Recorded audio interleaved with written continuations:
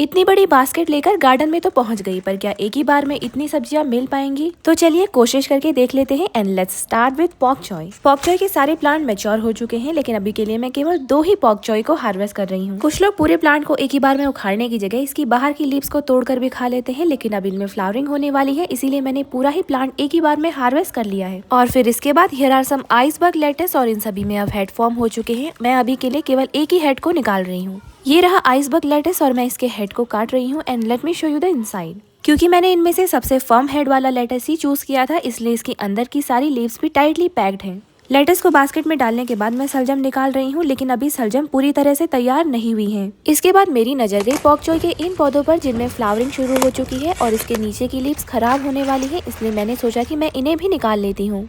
इसकी leaves green और smooth होती हैं और इसका स्टॉक काफी जूसी होता है। आखिर में मैंने थोड़ी सी राई भी निकाली है और इस राई को अब मैं डाल रही हूँ बास्केट में। इतनी सारी राई तो निकाल ली, लेकिन अब बास्केट में इसके लिए जगह ही नहीं बची है। मेरी पूरी बास्केट ओवरफ्लो हो चुकी है। आखिरकार हमने इस बास्केट को भर ही लिया और इतनी सारी सब्जियां तोड़ ली हैं कि बास्केट से सब्जियां बाहर गिर रही हैं।